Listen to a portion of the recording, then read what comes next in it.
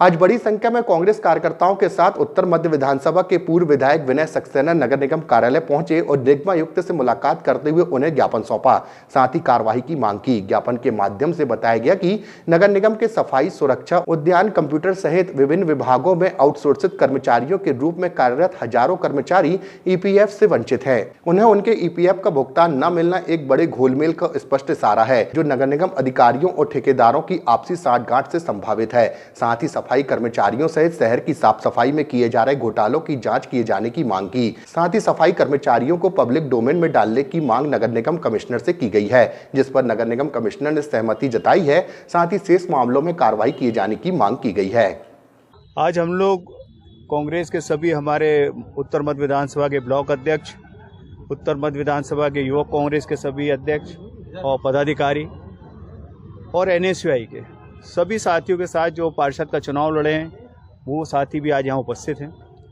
एक बड़ा नगर निगम में जो गड़बड़ी का एक घोटाला सामने लगातार आ रहा है कि सफाई कर्मचारी से काम तो लिया जा रहा है, लेकिन उनका ईपीएफ जमा नहीं हो रहा है और उनका वेतन भी ठेकेदारों के द्वारा रोका जा रहा है। अभी भी जिस दिन मैं ईपीएफ कमिश्नर महोदय से मिला था जबलपुर के, तो उनका कहना था कि नगर निगम के पास हमने कई बार आग्रह किया कि आप हमारे पोर्टल में रजिस्ट्रेशन करा लिए, जो हमने आज मांग में लिखा भी, लेकिन नगर निगम के अधिकारी चूंकि उससे पूरी कलई खुल जाएगी, घोटाला सामने खुल जाएगा, इसलिए उसको पोर्टल में रजिस्ट्रेशन नहीं करा रहे। नहीं तो जितने कर्मचारियों का ईपीएफ कटेगा उतने का वेतन करना चाहिए इनको।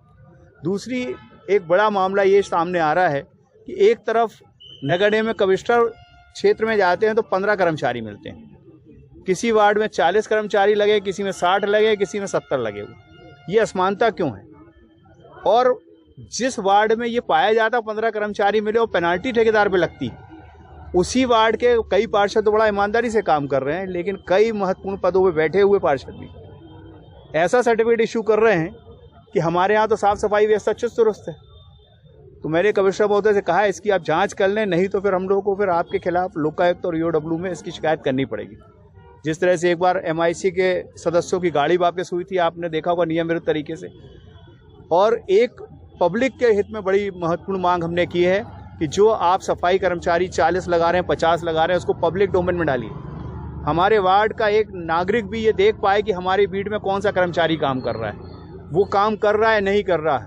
अपने आप दूध का दूध, पानी का पानी साफ हो जाएगा। नगर निगम के अधिकारी इस बात से इसलिए डरते हैं कि उनका एक बहुत बड़ा जो भ्रष्टाचार की राशि जो उनको मिलती है, वो इससे रोक लग जाएगी। लेकिन कमिश्नर महोदय इस बात से सहमत हैं कि मैं इस पे 1 जनवरी से इस पे काम करने की तैयारी करूंगा और हमको आप 10-15 दिन का टाइम दीजिए। कठौंदा का प्लांट की बात आई, कठौंदा का प्लांट का मेंटेनेंस के चलते और उसके पहले भी वो पूरे क्षेत्र में आपने देखा भारी प्रदूषण हो रहा है।